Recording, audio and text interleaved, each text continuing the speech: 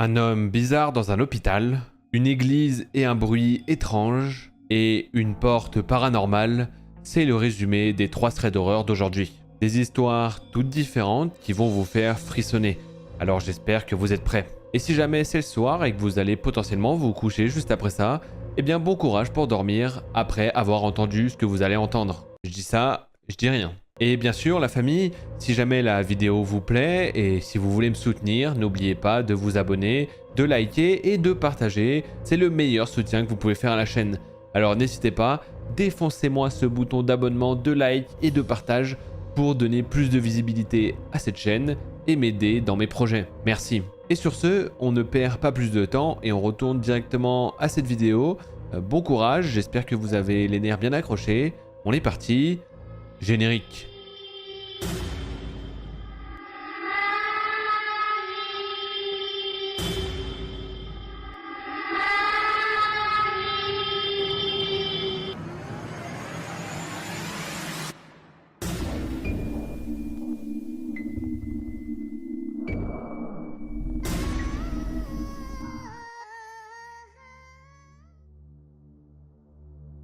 Cette première histoire, c'est celle de Luna. Et elle explique qu'à ce moment-là, elle est à l'hôpital pour soigner une surinfection pulmonaire due à sa mucoviscidose. Grosse force à toi Luna si tu passes par là. Comme elle est atteinte de cette maladie, elle a une chambre individuelle et elle explique que les nuits sont difficiles avec les perfusions et l'oxygène. Et justement, au milieu de son sommeil, un soir, elle entend quelqu'un passer devant sa porte en traînant des pieds. Au début, elle n'y prête pas vraiment attention, mais plus tard, elle entend cette personne repasser à plusieurs reprises. Sa chambre est située au bout du couloir, et en face, il y a une petite alcôve sombre où les infirmiers rangent des chaises roulantes. À ce moment-là, elle pense que c'est juste quelqu'un qui se promène parce qu'il n'arrive pas à dormir. Dans sa chambre, elle explique qu'elle ne peut pas voir directement la porte d'entrée, car elle est cachée par le coin des toilettes. Après ces bruits, elle essaie donc de se rendormir, mais elle entend de nouveau les pas traînants de cette personne, mais cette fois-ci, elle s'arrête devant sa porte et l'ouvre doucement. Elle ne peut pas voir qui c'est, mais elle voit son ombre sur le sol. Elle est terrifiée et incapable de bouger, se demandant ce qui va se passer. Puis la personne entre dans sa chambre, en avançant lentement. C'est là qu'elle voit que c'est un homme, et il se dirige vers une armoire qu'il ouvre ensuite, et en sort une culotte. Ok. Quand elle voit ça, elle pense que c'est juste un voleur de sous-vêtements. Elle retrouve alors un peu de courage et lui crie dessus, lui ordonnant de sortir immédiatement. Il est surpris car il pensait sûrement qu'elle dormait et il lui dit quelque chose d'une voix plaintive qu'elle ne comprend pas, puis il sort. Elle appelle ensuite immédiatement l'infirmier. Au début, il ne la croit pas. Oui, bah bien sûr, elle va inventer, trou de balle. Mais plus tard dans la même nuit, il surprend ce même homme en train d'essayer de rentrer de nouveau dans sa chambre. Elle entend alors le même infirmier crier et la même voix plaintive de l'homme qui parle de manière incompréhensible. L'infirmier vient dans sa chambre ensuite pour s'excuser de ne pas l'avoir cru et la rassure en lui disant que tout est réglé cette fois-ci. Pfiou, bon, ça va. Il se rattrape le petit trou du cul. Mais elle lui dit qu'elle ne pourra pas dormir de toute la nuit à cause de cette affaire. Il lui donne alors un médicament pour l'aider à dormir. Et elle s'endort. Le lendemain matin, elle est réveillée en sursaut par le cri strident d'une infirmière. Cette infirmière crie « Réanimation, vite !» Elle entend alors beaucoup de bruit. Des machines qui roulent, des gestes de réanimation, etc. À ce moment-là, les minutes semblent interminables. Mais elle ne peut pas sortir de son lit pour se renseigner. Puis tout à coup, tout redevient calme, à part des sanglots au loin. Elle comprend qu'il y a eu un décès. Plus tard, le médecin, lors de sa visite matinale, lui fait comprendre que c'est un voisin de chambre, un homme perturbé, qui avait de graves problèmes respiratoires. Il se promenait toute la nuit sans son oxygène et se cachait parmi les chaises roulantes, pour une raison inconnue. Il aurait alors fini par manquer d'air et il n'aurait été découvert que le matin. Mais Luna, elle sait pourquoi il s'est caché parmi les chaises roulantes. Il voulait à nouveau rentrer dans sa chambre, mais l'infirmier le surveillait de près. Pour elle, c'est sûr, il voulait s'y cacher pour attendre le bon moment et pénétrer une nouvelle fois dans la chambre de Luna. Pour y faire quoi? Elle ne le saura jamais, mais elle sait que cet homme est littéralement mort à cause de sa perversité. Par la suite, cette expérience traumatisante resta gravée en elle, et il lui fallut beaucoup de temps pour retrouver de la sérénité. Heureusement, le personnel médical attentionné l'aida à se sentir en sécurité, mais elle n'oubliera jamais l'ombre sombre qui planait sur sa chambre d'hôpital. La prochaine histoire, c'est celle de Maïva qui nous raconte une histoire qui s'est produite en juin 2022. C'est donc assez récent. Ayant mal vécu l'histoire, elle a encore plus flippé lorsqu'elle a découvert qu'elle n'était pas la seule à l'avoir vécu. Pour vous mettre dans le contexte, c'était lors d'une fête annuelle de son village. Malgré les 400 habitants qui y résident, elle explique que c'est la meilleure ambiance de toute l'année et qu'il y a de l'alcool et bouffe à foison. Vous aurez compris, une grosse soirée où tout le monde peut se mettre une grosse race. De plus, cela faisait depuis 2019 que la fête n'avait pas eu lieu, dû au Covid, donc tout le monde était impatient. Impatient de se déchirer le gosier. Elle nous explique que ce n'est pas juste la fête le soir, mais que la journée, il y a des épreuves en équipe avec à la clé un prix, et le soir venu, il y a un grand feu qui est allumé dans un grand espace vert derrière l'église où tout le monde vient danser autour. Elle précise tout de même de ne pas s'inquiéter et que ce n'est pas un acte sectaire. Ouf, heureusement que tu nous le dis parce qu'on commençait à s'inquiéter. Donc vers 23 h, Luna est en train de discuter autour du feu avec un garçon de 2 ans de plus jeune qu'elle qui vient d'emménager depuis peu. Tout se passe très bien, mais au bout d'un moment, il lui demande si elle entend un bruit. Pour préciser, il n'y a quasiment personne autour d'eux. Elle lui dit donc que non, mais il s'avance un peu vers la source du bruit qu'il a entendu pour essayer de l'identifier, mais il ne voit rien et elle lui dit que cela doit être probablement un adulte qui a trop bu et qui a dû s'endormir dans un buisson. La routine durant cette soirée apparemment. Quand je disais qu'il se déchirait la gueule. Bref, après ça, il passe alors vite à autre chose. Malheureusement, Luna se met à vomir 2 fois quelques instants après sans aucune raison. Cela vient soudainement, sans explication. Sans explication. Va pas nous la faire à nous. Elle reste alors avec une amie jusqu'à la fin de la fête, jusqu'à environ 4 h du matin. À ce moment-là, il n'y a plus personne à part quelques adultes un peu éméchés.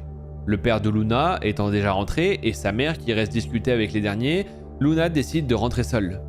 Elle explique que ce n'est pas plus effrayant que ça, car elle habite à 5 minutes du lieu de la fête, dans un petit village, et si besoin, elle peut retourner à la soirée, là où il y a des adultes. En plus, elle est déjà rentrée seule dans ce village la nuit, et elle est donc sereine, car à part quelques histoires de cambriolage, il ne s'est jamais rien passé d'extraordinaire. Pour rentrer chez elle, dans son lotissement, elle doit longer une église, une ferme, puis un champ, et 20 pas plus loin, elle arrive chez elle. Lorsqu'elle commence donc à longer l'église, plus précisément, elle marche sur le trottoir d'en face, elle commence à entendre un bruit. Au premier abord, elle le décrit comme une respiration régulière très forte, comme si quelqu'un dormait dans le cimetière de l'église, et qu'il ronflait fortement. Elle ne s'inquiète pas plus, se disant que c'est sûrement quelqu'un qui a fini bourré après la soirée, et qui s'est endormi dans le cimetière. Elle s'avance, et là, elle commence à se sentir mal. Très mal. Et elle a comme un mauvais pressentiment. Au fur et à mesure qu'elle avance, elle a la sensation que le bruit la suit. Pas de derrière elle, mais plutôt du trottoir d'en face, comme s'il la suivait de l'église jusqu'à la ferme. Elle se retourne et regarde de tous les côtés, mais elle ne voit rien. Personne. À présent, une autre hypothèse s'ajoute sur le bruit.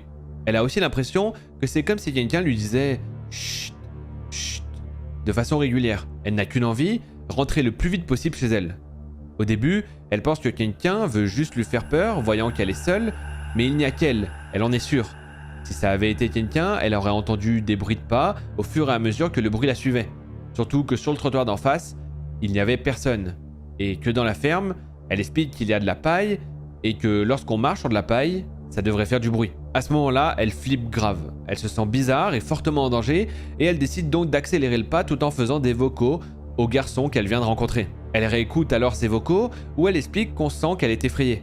Mais malheureusement, on n'entend pas le bruit. Elle explique aussi que sous le coup du stress, elle n'a même pas pensé à filmer pour enregistrer le bruit. Elle finit donc par dépasser la ferme et lorsqu'elle longe le champ, elle entend toujours le bruit, mais plus elle s'éloigne du champ, plus le bruit s'éloigne aussi. C'est comme si le bruit ne pouvait pas dépasser la ferme. Elle arrive chez elle totalement chamboulée et en parle au nouveau garçon du village. Elle se souvient de ce qu'il lui a dit plus tôt lorsqu'ils étaient autour du feu, quand il a entendu un bruit qu'elle n'a pas entendu. Elle lui parle alors de ça et elle lui décrit le bruit flippant qu'elle a entendu plus tôt. Là, c'est la sueur froide. D'après lui, c'était le même bruit et il est sûr qu'il a entendu la même chose. C'est vraiment étrange, car il a entendu ce bruit vers 23 h, à une trentaine de mètres de l'église, et elle vers 4 h, de l'autre côté de l'église, jusqu'à la ferme. Comment ils auraient pu entendre ce bruit qui leur a glacé le sang assez distinctement tous les deux, à 2 heures différentes et à 2 endroits à peu près différents? La seule chose dont ils sont sûrs, c'est que le point central, ce serait l'église. Et ce n'est pas fini. Le lendemain, elle débriefe de la soirée avec sa voisine sur Instagram. D'ailleurs, rejoignez-nous sur Instagram, on fait plein de trucs, on s'amuse bien, et nous aussi on débriefe de plein de choses. Donc c'est dans la description, allez-y, à tout de suite. Sur un coup de tête, elle lui raconte ce qui lui est arrivé. Et là, nouvelle douche froide. Elle flippe grave. Pourquoi? Car sa voisine lui raconte qu'il lui est arrivé la même chose sur le même chemin du retour vers 2 h 30 du matin. Et elle lui partage ses ressentis très précis, en précisant que comme elle se sentait ultra mal et qu'elle n'était pas bien. Elle, par contre, avait activé son flash dans la direction de la ferme pour voir d'où pouvait provenir le bruit. Malheureusement, elle n'avait rien vu. Et ce n'est toujours pas fini, car Maïva apprend le même jour que son frère avait entendu le même bruit. Elle n'était donc pas folle, et il serait au moins 4 à avoir entendu ce bruit malaisant et mystérieux. L'été suivant, ils ont beaucoup parlé et spéculé de cette histoire avec sa voisine et les autres. Ils se sont alors promis que l'année d'après, ils mèneraient une enquête. Et vers le milieu du mois d'août de la même année, ils ont eu de nouvelles infos. Un ami du père de sa voisine connaît un druide et lui a parlé de la fête. Oula, ça part en couille cette histoire, hein. Moi, les seuls druides que je connais, c'est dans World of Warcraft. Ceci dit, c'est stylé, j'aimerais bien rencontrer un en vrai. Elle lui aurait alors montré des photos du grand feu et le druide lui aurait dit qu'il y avait des esprits dans le feu. Il lui aurait montré par exemple qu'à tel endroit sur la photo, il y avait une sorcière et qu'à côté, il y aurait différents esprits. Justement, dans la direction de l'église. Luna, après ça, a totalement flippé. Aujourd'hui encore, elle n'a pas de réponse sur ça. Elle se demande, est-ce que c'était des esprits qui sifflaient des chut chut particulièrement malaisants en la suivant ce soir-là? Puis, est-ce que ces vomis soudains étaient signes avant-coureurs de ce qui allait se passer? Elle ne le sait pas. Moi, je pense que c'était surtout des signes avant-coureurs d'une gueule de bois, mais chacun son avis, hein. Bref, elle aimerait aujourd'hui vraiment trouver des réponses à tous ces phénomènes. Alors, si vous avez une idée, dites-le dans les commentaires. Et si la vidéo te plaît, abonne-toi, explose le bouton pouce bleu et partage. Ça permettra peut-être de trouver qu'est-ce qui est à l'origine des chut chut qui terrorisent tellement Maïva. Merci pour votre aide. La prochaine histoire, c'est celle de Amanda, qui a 30 ans au moment des faits et qui nous explique qu'aussi loin qu'elle se souvienne, elle a toujours eu un sens aiguisé pour les phénomènes étranges. Le paranormal, vous y croyez vous? Dites-le moi dans les commentaires aussi, ça m'intéresse. Moi, ça me fait flipper, vraiment. Pour ceux qui connaissent la chaîne depuis longtemps, vous le savez, mais ce principe de pouvoir surnaturel et inarrêtable, ça me met pas bien. Bref, trop de blabla. Passons à cette histoire qui est arrivée à Amanda et qui va vous glacer le sang. Il y a 9 ans de cela, elle a accouché de son deuxième enfant, une merveilleuse petite fille, qui a malheureusement fait une mort subite du nourrisson lorsqu'elle avait 3 mois. Grâce à ce don que prétend avoir Amanda, elle a senti sa fille mourir, et malgré le fait qu'elle l'ait retrouvée morte dans son lit, telle une poupée de chiffon, d'après sa description, elle est parvenue à la réanimer. Certains penseront à l'instinct maternel, d'autres à un troisième œil, d'autres à toute autre chose, mais là n'est pas son histoire. Comme elle l'a dit, elle a donc retrouvé sa fille morte, mais elle est revenue à la vie.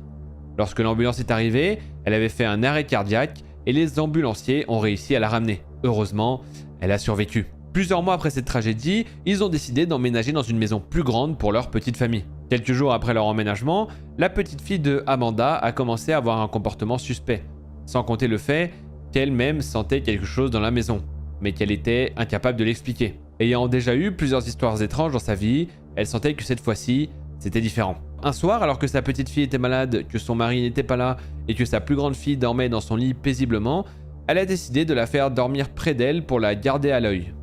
Et pour vous situer la disposition et vous permettre d'imaginer, la porte de sa chambre se trouve face à son lit. Et alors que sa petite fille dort, elle se met à hurler de terreur d'un coup, sans raison apparente, en regardant vers la porte ouverte. Et alors qu'Amanda se réveille en sursaut et regarde vers la porte, elle voit quelque chose. C'est le premier soir où elle aperçut ce qu'elle nomme une ombre étrange. Le lendemain, elle a alors contacté une copine qui connaissait une médium. Celle-ci l'a immédiatement contactée en lui demandant son accord pour passer son numéro de téléphone à un homme qui, selon elle, pourrait l'aider. Et elle a accepté. Car au final, elle se disait qu'elle ne risquait rien à parler avec quelqu'un au téléphone. Non, elle précise tout de même que cette femme ne la connaissait pas. Ne connaissait pas son histoire. Et l'homme qui allait la contacter, non plus. Le soir même, cet homme l'a contactée en lui expliquant qu'il allait peut-être pouvoir l'aider. Mais qu'au vu du nombre de kilomètres les séparant, il aimerait essayer quelque chose. Cet homme lui a alors demandé de se déplacer dans sa maison. Et elle ignore comment, il était capable de lui dire dans quelle pièce elle se trouvait à chaque fois, sans erreur. Au moment où elle est arrivée à l'étage, il lui a demandé de prendre la première porte à droite, de se diriger vers le fond de la chambre où se trouvait le lit de sa plus jeune fille, celle qui a fait la mort subite et fait la terreur nocturne, je précise pour ceux qui suivent plus au fond. Bref, imaginez sa frayeur et son étonnement qu'un homme qu'elle ne connaissait ni d'Ève ni d'Adam, a capté la rêve paranormale ou pas, lui disent toutes ces choses-là. Il lui a ensuite expliqué ressentir une énorme énergie provenant de sa plus petite fille, qu'elle aurait hérité de l'instinct surdéveloppé de sa mère et que quand elle serait morte, elle aurait laissé une porte ouverte derrière elle. L'homme explique alors qu'à Amanda que ce que elle ressent, sa fille, elle, doit être capable de le voir. Je tourne cette vidéo de nuit et je me chie dessus là. Premier degré, je rigole même pas. Cet homme au téléphone lui a ensuite expliqué qu'une vieille femme vivait dans sa maison, qu'elle était décédée il y a plusieurs décennies, mais qu'elle aimait partager la vie des mortels, car elle n'était toujours pas prête à partir, car du temps de son vivant, elle était seule et personne ne l'attendait ailleurs. Après cet appel, Amanda et son mari, pris de panique, ont pris leur fille et sont partis quelques jours chez un membre de leur famille. Un soir, sa cadette, encore petite, lui a juste dit « La dame pleure car plus à la maison ». Ces mots resteront à jamais gravés dans sa mémoire. Allez, encore des frissons, je vous jure, ça met pas bien ces histoires. Hein. Ils ont finalement décidé de rentrer chez eux. Et depuis, ils vivent très bien la cohabitation, et ça, depuis plus de 7 ans maintenant. Coloc avec un fantôme au plus grand des calmes. Amanda nous explique alors qu'il arrive souvent que des objets disparaissent ou qu'elle entende sa fille parler seule, même encore aujourd'hui. Mais elle est persuadée que cette dame veille sur leur fille et éloigne les mauvais esprits d'elle. Je serais pas aussi persuadé que toi, mais bon. Malgré tout ça, ils se sentent tous en sécurité dans leur maison. Moi, personnellement, ça fait longtemps que j'aurais déménagé, je te le dis. Mon Dieu, vous êtes pas prêts. On fait trop? Un petit peu. Aujourd'hui, c'est pas 1, pas 2, pas 3, pas 4, pas 5, pas 6. Non, je déconne. C'est pire. C'est 2 threads longs pour aujourd'hui. 2 histoires qui vont vous empêcher de dormir. Serez-vous capable de les écouter jusqu'au bout? J'en doute. Mais enfin, si tu t'en sens capable, toi derrière ton écran, alors viens avec moi et prépare-toi à rejoindre les tréfonds de l'humanité et de l'horreur. Cette première histoire, c'est celle de Desti. Alors là, non, stop. Je peux pas le croire. Ta vie, c'est vraiment un thread d'horreur. Tu apparais limite dans une vidéo sur 2. Moi, je m'inquiéterais à ta place. Vraiment. C'est pas normal de vivre autant de threads et d'apparaître autant sur une chaîne d'horreur. Incroyable, vraiment. Désolé, mais j'aimerais pas être dans ta vie, hein. Mais on t'aime. Bref, aujourd'hui, elle aimerait partager une expérience qu'elle a vécue et qui a marqué les personnes avec qui elle était. Pour que ça soit plus simple, Desti va donner des surnoms à tous. Il y a son pote, Matmat, son jumeau Titi, son meilleur ami le géant car il mesure 2 mètres. C'est pas super gentil comme surnom mais c'est pas grave comparé aux autres. Et un couple, Nico et Jess. Comme ça vous saurez à peu près vous repérer. Cela se passe un vendredi. Un de ses potes, qui avait déménagé en Bretagne, venait parfois un week-end dans son ancienne maison que ses parents n'avaient pas encore vendue. Et là, il avait décidé de faire un week-end Disney du vendredi au dimanche. Il a proposé à Desti, elle a dit oui, trop contente. Il a donc invité son frère jumeau et des amis à lui, qui étaient plutôt cool. Donc, ils prennent tous un taxi qui les dépose devant la maison où ils vont s'installer pour le week-end. Une maison entourée d'autres maisons. Ils déposent leurs valises et hop, direction le parc Disney. Ils s'amusent, prennent des photos, c'est une bonne journée. Et ils reviennent à la maison. Après ça, ils décident que certains vont faire les courses. Bref, après les courses, ils se retrouvent tous le soir, préparent à manger, et il se fait vite tard, donc ils mangent. À la fin, ils doivent choisir leur chambre. C'est une petite maison avec le rez-de-chaussée comprenant le salon et la cuisine. Le premier étage avec 2 chambres, des toilettes et une salle de bain. Le deuxième étage avec une chambre et des toilettes et un grenier. Mais avant ça, certains vont faire un plongeon dans la piscine. Pour que vous compreniez bien, il y a en fait un regroupement de maisons, c'est comme une résidence avec une piscine au milieu. Donc certains des potes vont dans la piscine, mais le géant, toujours pas très gentil comme surnom, fait un plongeon qu'il n'aurait pas dû. La piscine fait 1,55 m de profondeur, et quand il a plongé, il s'est frappé la tête au fond. En plus de pas la respecter, il se fracasse la tête sur le fond d'une piscine. Bichette. Résultat, les secours ont été appelés et ils ont transporté le géant à l'hôpital. Le séjour était fini pour lui. Bonne ambiance. Matmat, quant à lui, ne voulait pas annuler ses jours, donc ils ont continué la soirée. Les garçons voulaient que les filles choisissent les chambres, mais elle et une autre fille ont dit non, on fait pierre, papier, ciseaux. Matmat allait avoir la chambre deuxième, Titi la chambre avec le lit, une place du premier, le couple la chambre avec le lit double, et Desti le canapé dans le salon. Malheureusement, je crois qu'elle a pas été très forte à pierre, feuille, ciseaux. Oui, elle aurait dû se taire et elle aurait dû choisir en premier sa chambre. Mais bon, elle aurait pu dormir avec Matmat, mais lui et elle s'étaient disputés un peu plus tôt, donc c'était un peu difficile. Bref. Donc ils vont tous se coucher, c'était l'une de ses pires nuits, car cette nuit-là, elle n'arrivait pas à dormir. Déjà parce que ce n'était pas chez elle, il faisait noir et ça faisait un peu peur. Donc, pour ne pas avoir trop peur, elle s'est tournée face au dossier du canapé et tournait le dos au reste du salon. Dans la nuit, elle entendait des bruits de pas, des bruits de fouilles dans les valises et le bruit qu'on fait quand on tape le code d'un coffre. Coffre qui se trouvait dans la chambre du 2e étage avec Titi. La nuit a été longue pour elle, très longue. Le lendemain matin, elle se lève et au petit déjeuner, elle demande aux autres ce qu'ils faisaient et surtout lequel se promenait dans la maison. Ils la regardent tous, ils ne comprennent pas, ils pensent à Titi qui fait parfois du somnambulisme et ne cherche pas plus loin. Bref, après ça, ils vont au parc Disney et là aussi, ils s'amusent, prennent des photos et tout le reste. Puis, retournent à la maison. Ils profitent ensuite de la piscine et Dusty et Jess décident de parler aux gardiens qui s'occupent du regroupement des maisons et apprennent que plusieurs maisons sont rattachées entre elles par les greniers. Ils leur expliquent que des portes donnent accès aux maisons entre elles. Dusty nous explique qu'elle n'avait jamais vu ça. Elle décide alors qu'elles vont en parler aux autres, mais avant, elle profite un peu. Tout le monde va ensuite manger, oubliant de parler de l'information des portes. Et après ça, ils décident de se regarder un film ou une série. Et Matt installe son ordinateur portable sur la table basse. Ils discutent alors de ce qu'ils veulent regarder et au bout d'un moment, ils entendent du bruit en haut. Ils se regardent tous et se lèvent. Ils regardent les escaliers et décident d'aller voir. Nico prend un gros couteau de cuisine et Dusty prend un couteau plus petit.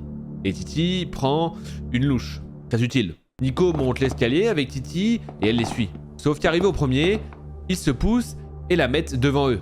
Donc, grosso modo, ils la sacrifient. Super. Elle soupire et prend son courage et passe quand même devant. Les chambres sont ouvertes et elle ne voit personne. Donc Titi et Nico prennent les valises et les donnent aux autres. Elle regarde dans l'escalier pour aller au deuxième, mais elle ne monte pas parce qu'elle voit des ombres qui bougent. Elle pense donc qu'il y a 2 personnes en haut. Elle descend alors en vitesse et dit aux autres qu'ils ne sont pas seuls. Elle prend sa valise avec ses affaires et les autres aussi. Heureusement, Matt avait laissé la sienne tout en bas et n'avait presque rien mis dans la chambre. Ils remballent tout, déposent les clés sur la table de la cuisine et partent très vite. Tant pis pour le dernier jour. En partant, ils croisent une ou 2 personnes, mais c'est tout. Ils décident de marcher jusqu'à une gare qui n'est pas très proche. À ce moment-là, ils deviennent carrément paranoïaques. Dusty remarque que Nico a gardé le couteau. Et apparemment, il ne s'en est même pas rendu compte. Alors les autres lui disent et ils le lancent dans un fossé. Arrivés vers une gare, Nico et Jess prennent le dernier train. Matt, Titi et elle marchent. Oui, ils marchent une partie de la nuit jusqu'à trouver un logement où ils pourront passer la nuit. Ils sont fatigués à ce moment-là et ils sont encore paranoïaques. Ils montent la garde à l'endroit où ils sont au cas où les personnes les auraient suivis. Et à ce moment-là, il n'y a que Titi qui arrive à dormir. Avec Matt, Dusty discute. Et finalement, ils se réconcilient parce que, rappelons-le, ils se sont disputés plus tôt. En fin de compte, la nuit à cet endroit se passe bien et les jours suivants aussi, rien à signaler. Et c'était la seule fois où elle a vécu ce genre de choses. Aujourd'hui, avec tous ses amis, ils ne se voient plus car elle a déménagé et revient sur Paris seulement 2 ou 3 fois par an. Mais ils en ont longuement discuté et ils ne savent pas vraiment si c'était des personnes des autres maisons qui pénétraient dans la leur, peut-être pour les voler, peut-être pour des choses plus obscures. En tout cas, ils ne le sauront potentiellement jamais. Mais on imagine qu'ils ont potentiellement bien fait de quitter la maison. La prochaine histoire, c'est l'histoire d'une fille et qui préfère ne pas donner son identité. Et plutôt, elle préfère qu'on utilise son surnom, Ninou. Tout commence dans la nuit du jeudi 9 mars 2023, donc très récent, au vendredi 10 mars 2023. C'est très précis. Où elle se réveille en sursaut après avoir fait un cauchemar plutôt traumatisant et assez spécial. D'ailleurs, après s'être réveillée, elle a un sentiment d'inconfort énorme.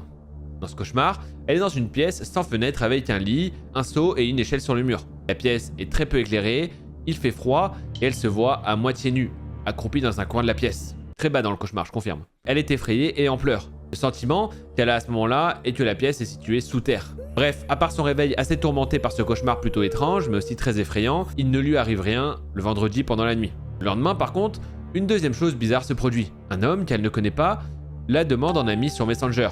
Mais elle voit qu'il est ami avec des amis de ses parents. Donc elle envoie un message à ses parents pour savoir s'ils connaissent cette personne. Et pendant qu'elle écrit, l'homme lui envoie un message pour lui dire qu'il l'a croisée au parking du Super U d'un village près de chez elle. Et qu'elle lui avait donné son numéro. Chose étrange pour elle, car elle ne va jamais au Super U et ne donne pas son numéro à des inconnus non plus. Donc elle lui répond gentiment qu'il a dû se tromper. Et en plus de ça, si elle lui a donné son numéro, pourquoi il lui a pas juste envoyé un message? Elle se demande alors si cet homme n'est pas seul et ne cherche pas quelqu'un à qui parler. Elle continue à lui écrire pour être gentille, et quelques minutes après, son téléphone sonne et c'est un homme qui parle. Il lui dit qu'il est gérant d'une entreprise qui aide les personnes âgées et qui sont tombées sur son CV. Pour vous expliquer, à ce moment-là, elle cherche un emploi mieux rémunéré pour subvenir aux besoins de ses 3 enfants. Donc elle dit à l'homme que ça l'intéresse. Il prévoit alors un entretien au bureau de l'agence, sauf que l'agence est en fait une habitation et non un local, car c'est dans un petit village. Il prévoit alors de se rencontrer lundi, après le week-end, dans l'après-midi. En même temps, l'autre homme continue à l'harceler avec des messages illisibles, tellement il y a de fautes. Elle explique qu'elle en fait elle aussi, mais que là c'était encore pire. Bref, elle décide donc de lui dire qu'elle est désolée, qu'elle a des choses à faire et qu'elle doit mettre un terme à la conversation. Puis, malgré quelques messages et 1 ou 2 tentatives d'appel vidéo de sa part, il la laisse plutôt tranquille. Le lendemain, le même homme lui écrit encore et il commence à être relou, du genre « Es-tu célibataire? Où habites-tu? Que fais-tu dans la vie? Puis-je t'inviter ?» Bref, un gros forceur qui aurait dû mieux écouter les paroles de la musique d'Angèle. Ça, je dis rien. À ce moment-là, comme elle est gentille, elle répond toujours gentiment, malgré le fait qu'elle n'ait aucune obligation de lui répondre. Au fur et à mesure des messages, elle apprend que lui, en plus, a 53 ans, alors qu'elle en a 28. Et elle explique que ce ne sont probablement pas des questions qu'un homme de son âge devrait poser à une femme de 28 ans. Et c'est finalement ce qu'elle décide de lui dire. Après ça, il ne répond pas, et elle se sent soulagée pendant quelques minutes. Mais, quelques secondes plus tard, son téléphone sonne. C'est le patron de la veille qui l'appelle un dimanche pour lui demander si elle boit du café. Pas vraiment compris pourquoi le patron lui a posé cette question, mais elle a décidé de ne pas y prêter attention et lui répond naturellement oui. Après cela, elle a été plutôt tranquille le dimanche. Vient maintenant le jour de son entretien, donc le lundi. Elle a été surprise de ne pas avoir reçu le message du mec étrange. Elle pense donc qu'il a lâché l'affaire, et elle avoue être contente. Arrivée l'après-midi, elle prend sa voiture pour se rendre à l'entretien. Il y a des maisons de village partout, de vieilles maisons, ce qui ne l'inquiète pas car elle sait que les entreprises dans le village de ses parents se situent dans des maisons comme celle-ci. Arrivée devant la maison, qui est située juste à côté de l'église du village, enfin collée à l'église plutôt, elle toque et un homme de l'âge de son père ouvre. Quand il la voit, il a un sourire assez bizarre.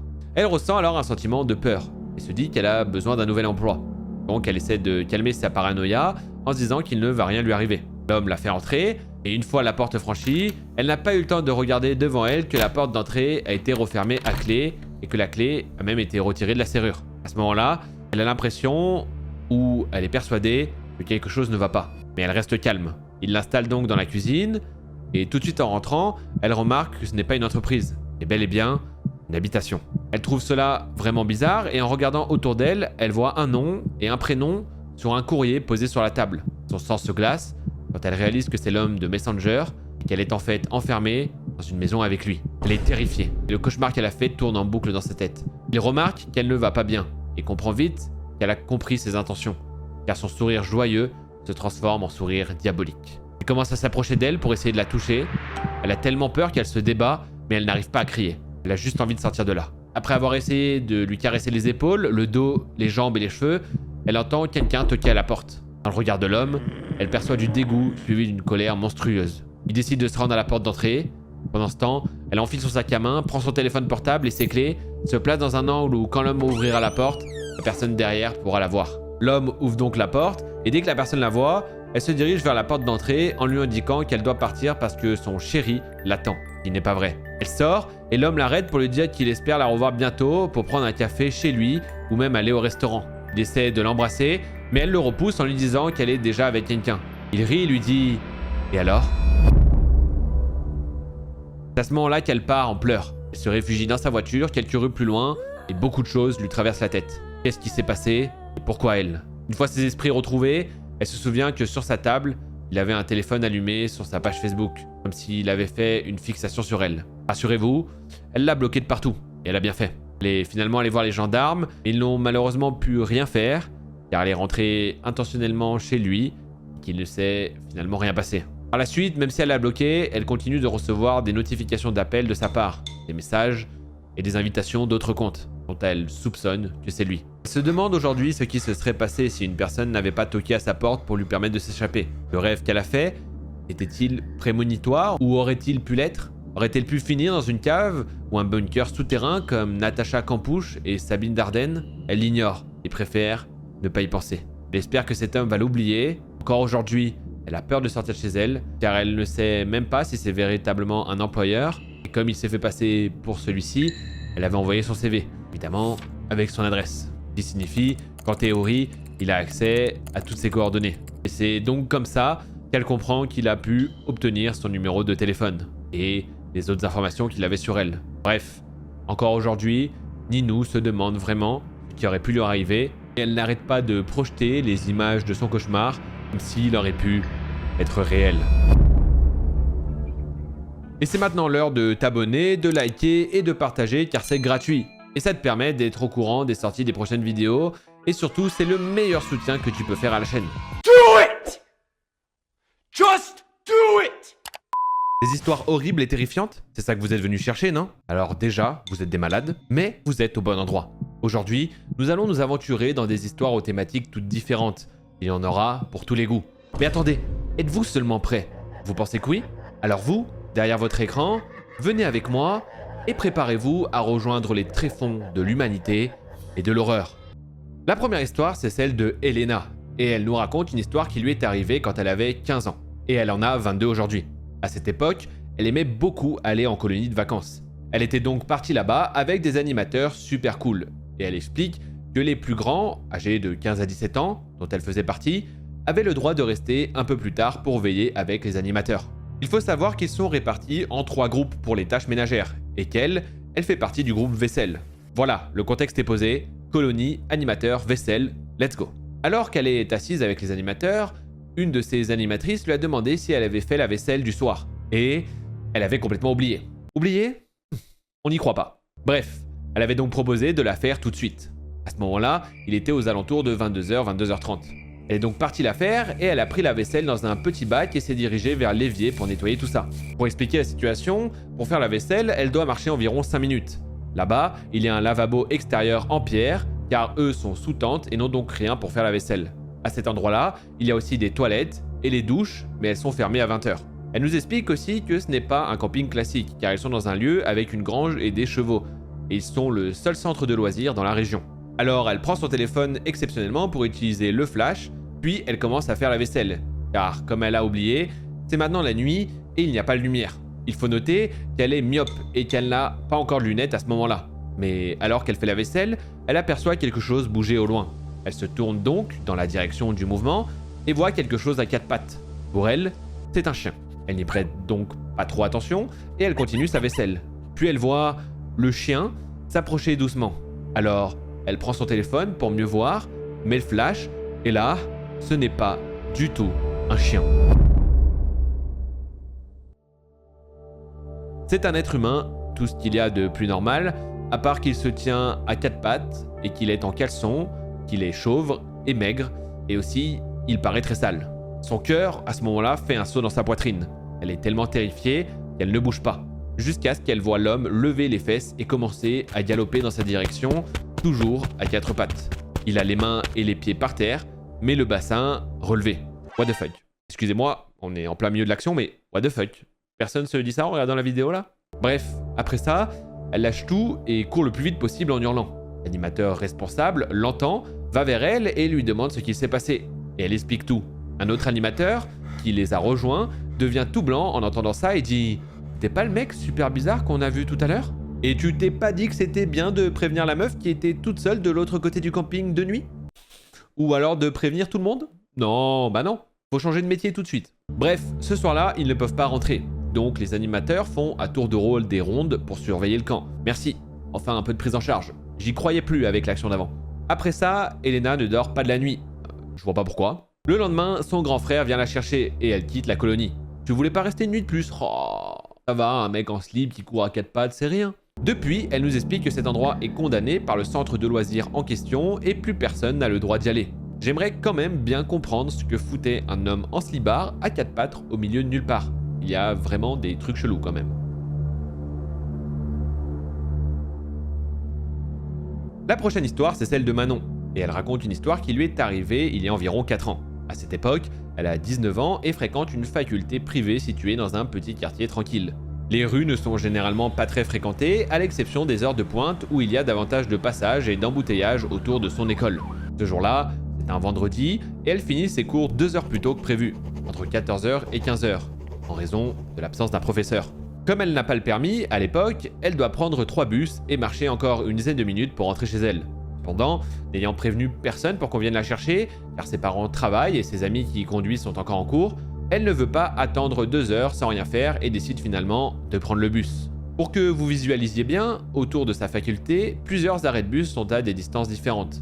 Habituellement, elle prend toujours celui qui est à environ 5 à 10 minutes à pied, car cela lui permet d'accéder à des lignes de bus express et donc de prendre seulement 2 bus au lieu de 3. Cependant, ce jour-là, elle sait qu'elle n'arrivera pas à temps à cet arrêt pour attraper le prochain bus express. Elle choisit alors de prendre le bus à un autre arrêt plus proche, même si c'est la première fois qu'elle attend à cet endroit seule. Bon, on a compris, elle va le regretter, blablabla, on passe l'histoire quoi. Je rigole, calmez-vous, parce que vous n'êtes pas prêts en vrai. Donc arrivée à cet arrêt de bus, il n'y a personne. Elle consulte les horaires affichés sur le panneau et commence donc à attendre son bus. En face de son arrêt, il y a un autre arrêt de bus, pour le bus allant dans l'autre direction, où se trouvent beaucoup de gens, sous 2 abribus. Ça fait beaucoup le mot bus, mais c'est compliqué de trouver des synonymes. Engin de transport de la populace? Ça passe pas, on est d'accord. Donc elle attend, elle a ses écouteurs et écoute de la musique à fond, tout en regardant son téléphone. Pour nous préparer à la suite, car c'est important pour vous, elle explique qu'elle a déjà eu de mauvaises expériences avec des personnes qui l'ont abordée de manière désagréable et qui lui semblaient potentiellement dangereuses. La routine pour une femme finalement, rien d'étonnant. Par conséquent, elle reste dans son coin, évitant de regarder les autres pour ne pas attirer l'attention. Donc alors qu'elle attend, elle réalise que les gens en face d'elle, sous l'abribus, commencent à parler de manière bruyante et collective. Au départ, elle n'y prête pas attention, mais ensuite elle remarque qu'ils continuent à parler de plus en plus fort tout en pointant du doigt un homme à l'écart. Je vous rappelle qu'elle n'entend rien car elle a ses écouteurs.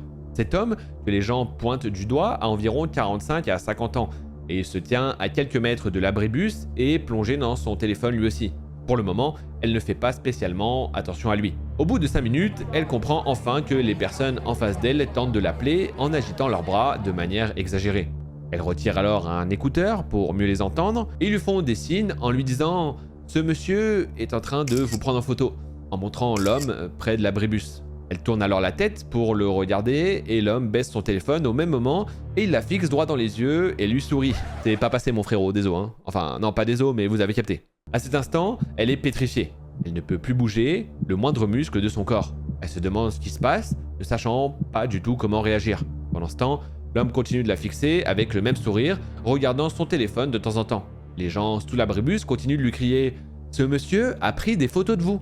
Elle reste immobile et silencieuse pendant plusieurs minutes, ne sachant vraiment pas quoi faire, ni quoi répondre. Puis, elle voit son bus arriver. Elle y monte en toute hâte, incapable de comprendre ce qui vient de se produire. Une femme, qui était sous l'abribus, monte dans le même bus qu'elle et en passant près d'elle, lui dit « Madame, ce monsieur a pris des photos de vous. » Bon, elle a compris. Arrêtez de lui casser les couilles. Oh, c'est bon un moment. Putain. Attention, je cautionne pas les photos de l'autre, loin de là. J'espère même un peu qu'il va traverser la route et se faire renverser, pour tout vous dire. Un peu extrême? Peut-être. À ce moment-là, donc, elle n'arrive toujours pas à répondre et elle regarde juste la dame d'un air totalement choqué. La femme, elle, s'assoit alors non loin d'elle et continue de parler à une autre dame, expliquant qu'ils ont compris que l'homme prenait des photos d'elle et qu'une jeune femme l'a vue sur son téléphone en train de le faire. À ce moment-là, elle réalise que l'homme qui la prenait en photo monte également dans le même bus qu'elle. Ah, il a traversé la route et survécu du coup. Dommage. Bref, il monte et s'installe à quelques mètres derrière elle. Elle est alors de nouveau pétrifiée, ne bougeant plus du tout. Elle se dit, il ne faut absolument pas qu'il puisse la suivre. Au prochain arrêt, qui est près de plusieurs lycées et donc très fréquenté, elle descend aussi rapidement que possible sur le trottoir. Et malheureusement, elle remarque qu'il descend aussi. Elle accélère le pas, bouscule les gens sur son chemin et marche de plus en plus vite en direction d'un bus sur le point de partir. Elle entre dans le bus et se place dans un coin sans fenêtre, espérant qu'il ne la repère pas. Et c'est apparemment le cas, car elle ne le revoit pas. Quand elle arrive au prochain arrêt pour changer de ligne, en montant dans l'engin de transport de la populace, une crise d'angoisse la submerge et elle tombe de stress. Par chance, une amie qui était montée dans le bus la voit, l'aide à s'asseoir et la calme jusqu'à ce qu'elle rentre chez elle. Par chance, parce que sinon les gens autour d'elle l'auraient juste enjambée. Arrivée chez elle donc, elle s'effondre en larmes jusqu'à ce que sa mère arrive et qu'elle lui explique tout. Sa mère est aussi choquée qu'elle et ne comprend pas ce qui s'est passé. Après avoir essayé de la calmer, elle lui conseille de parler à sa fac. Le lundi suivant, elle en parle à sa prof principale qui la soutient et lui suggère de porter plainte auprès de la police. Cependant, elle ne le fait pas car elle ne pense pas être prise au sérieux. La professeure décide alors de les contacter elle-même pour les informer qu'elle a reçu une plainte anonyme signalant la présence de personnes suspectes dans les environs. Après cet incident, elle ne se sent pas bien pendant plusieurs semaines et ne veut plus du tout prendre le bus en sortant des cours, préférant attendre des heures pour avoir quelqu'un qui puisse la ramener. Après 4 ans maintenant, elle n'est plus aussi traumatisée, même si elle ne comprend toujours pas tout ce qui s'est passé ce jour-là. C'est ainsi donc que son histoire, comme je le répète souvent, nous rappelle constamment de faire toujours attention, car on ne sait jamais sur qui on peut tomber. La prochaine histoire, c'est celle de Gabriela. Elle a 17 ans et cette histoire lui est arrivée quand elle en avait 14. Il faut savoir que c'était une période très difficile pour elle, car à cette époque, elle faisait beaucoup d'allers-retours dans un service psy de l'hôpital de sa ville en raison d'idées noires et de tentatives de suicide. Elle précise qu'elle va beaucoup mieux désormais. Et on est très content de l'apprendre. Bisous, Gabriela. L'histoire, justement, se déroule lors d'un des séjours qu'elle a fait là-bas. À ce moment-là, ils étaient 4 dans le service. Elle va appeler les 3 autres personnes Elena. Rien à voir avec la première histoire. Enfin, je crois pas. Oh mon Dieu. Je suis encore parti trop loin, désolé. Bref, elle les appelle donc Elena, Lia et Sarah pour préserver leur anonymat, car elle n'est plus en contact avec elles et n'a donc pas leur accord pour utiliser leur prénom. Pour mettre les choses en contexte, le service est composé d'un long couloir avec de chaque côté les bureaux des médecins, la cantine, la salle des infirmières, la salle commune pour les patients avec une télé et enfin les chambres des patients en psychiatrie. Elle précise qu'entre la salle des infirmières et les chambres se trouve un autre couloir dédié aux bébés qui pleuraient assez souvent, ce qui a son importance comme vous le verrez. À son arrivée, Gabriella occupait la chambre 1. Elle était plutôt contente de la voir car c'était une chambre handicapée, sûrement parce qu'elle est plus grande. Elle ne le précise pas, alors j'imagine. Elle explique tout de même que comme personne n'était en fauteuil et que toutes les autres chambres non occupées étaient en nettoyage, elle a hérité de celle-ci. Bref, un jour, alors qu'elle était dans la salle commune, la discussion a tourné autour du paranormal. Gabriella a proposé de jouer au Ouija. Et on sait que c'est une mauvaise idée. La preuve juste ici. Après ça, Elena leur a dit qu'elle en avait un chez elle et qu'elle allait demander à sa mère de l'apporter discrètement lors de sa prochaine visite. Le lendemain, la mère d'Elena lui a apporté la planche. Alors, je voudrais juste discuter d'un truc. Est-ce que c'est une bonne idée d'amener une planche de Ouija pour quelqu'un dans un hôpital psychiatrique qui a donc sûrement des problèmes psy? Pas sûr du tout ou du truc, le débat est ouvert, cela dit. Dites-le moi dans les commentaires. Elles ont ensuite commencé la partie dans la salle commune, mais ça n'a pas marché. Alors Gabriella a eu une idée de génie, mais assez morbide, proposé d'aller dans la morgue. Ah bah oui, c'est le terme morbide. Après une longue réflexion, elles ont finalement trouvé un moyen d'y accéder. En gros, dans la salle des infirmières, il y a un trousseau de clés avec un badge qui donne accès à tous les services, y compris la morgue. Après le repas, vers 21h, Gabriella est allée avec Sarah dans la salle des infirmières. À ce moment-là, il n'y avait que 3 infirmières présentes, et Sarah a réussi à retenir leur attention pendant que Gabriella prenait le badge. C'est Prison Break le truc. Par chance, les infirmières ne l'ont pas vue, et après une dizaine de minutes, elles sont retournées dans la salle commune. À 23h, elles sont allées se coucher. Toutes avaient une montre et à minuit, elles sont sorties de leur chambre. Elles sont passées sous la fenêtre du bureau des infirmières et ont quitté le service. C'est vraiment un plan de fou, juste pour faire un Ouija dans une morgue quand même. Elles ont donc descendu les escaliers jusqu'au sous-sol -2 et se sont dirigées vers la morgue. En chemin, elles ont entendu des bruits de pas. Alors elles se sont cachées dans un placard sur leur droite. Puis quand les bruits ont cessé, elles ont continué leur chemin jusqu'à la morgue. Gabriella a utilisé le badge pour ouvrir la porte et elles sont entrées. Elena a ensuite placé la planche de Ouija par terre. L'ambiance était évidemment très perturbante. Non, bah pourquoi? Un Ouija entouré de morts? Bonne ambiance, non? Bref, malgré ça, elles ont commencé la partie, et cela a apparemment fonctionné. Elles ont d'abord demandé « Y a-t-il quelqu'un ?» et la flèche s'est dirigée directement sur le « oui ». L'entité a prétendu s'appeler Asma, avoir 16 ans et être décédée dans cet hôpital. Elles ont donc été très effrayées, et Lia a dit au revoir pour y mettre un terme. Et par chance, la flèche est allée au revoir. Elles sont donc rapidement retournées au service sans que personne ne les ait remarquées. Gabriella a quant à elle laissé le badge à l'entrée de la salle à manger pour que les infirmières pensent qu'une d'entre elles l'a fait tomber. Par la suite, elles trouvent ça étrange, mais elles ont apparemment toutes bien dormi et n'ont pas eu de problème cette nuit-là. Cependant, la nuit suivante, Gabriella a fait un rêve où une jeune fille aux jambes sectionnées sur un fauteuil roulant lui a dit « Aide-moi ». Quand elle s'est réveillée de ce rêve, il était 5h du matin et en ouvrant les yeux, elle a vu une sorte de chaise avec un pied coupé à côté. Super. Et après s'être frotté les yeux, plus rien. Elle a alors allumé la lumière et a lu des mangas jusqu'au petit déjeuner. Elle en a parlé aux autres filles, mais elles n'ont jamais fait ce rêve. Elle a également remarqué, en prenant sa douche, que le mot Asma était écrit à côté de la porte de la salle de bain. Les 3 nuits suivantes, elle a refait le même rêve. Puis la 4e nuit, elle s'est levée et pour une raison inconnue, elle est allée à l'entrée du couloir où se trouvaient les chambres des bébés, comme si elle était somnambule. Ce qui l'a effrayée, c'est que tous les bébés se sont arrêtés de pleurer alors qu'ils pleuraient normalement tout le temps. Elle a alors entendu un bruit de roue qui tournait sur le sol venant de l'autre bout du couloir, ce qui l'a réveillée, et elle a alors couru dans sa chambre et elle n'a pas pu se rendormir. Le même jour, 2 heures après le petit déjeuner, le psychologue lui a dit qu'elle sortirait le soir même. Sa mère est venue la chercher à 18h et dès qu'elle est rentrée chez elle, elle n'a plus ses supposées apparitions. Elle est retournée en psychiatrie 2 autres fois, mais elle n'a jamais rien vécu de similaire. Badant quand même. C'était quoi ça? Non, non, non! Les démons sont chez moi à présent. Ils sont en moi. Ils sont même en moi. Ils m'ont pénétré, souillé. Oula, ça va trop loin. Alors la vidéo t'a plu? Alors abonne-toi, like et partage, c'est gratuit. Ah si, c'est gratuit et ça me soutient énormément. Alors fonce. Bref, après toutes ces histoires totalement terrifiantes, J'espère que vous n'avez pas trop transpiré et que vous n'avez pas eu trop peur. Et j'espère que vous allez réussir à dormir. Moi, je suis pas sûr. N'oubliez pas que si vous avez frissonné ou même esquissé un sourire ou rigolé à grande gorge, ça ne se dit pas mais bon j'avance des trucs, abonnez-vous, comme je le disais. Et sur ce, n'oubliez pas évidemment de faire attention à vous. Toutes ces histoires nous rappellent que le danger peut être partout. Et moi, je vous souhaite une excellente matinée, nuit, journée, ce que vous voulez. Et je vous fais un bisou la famille.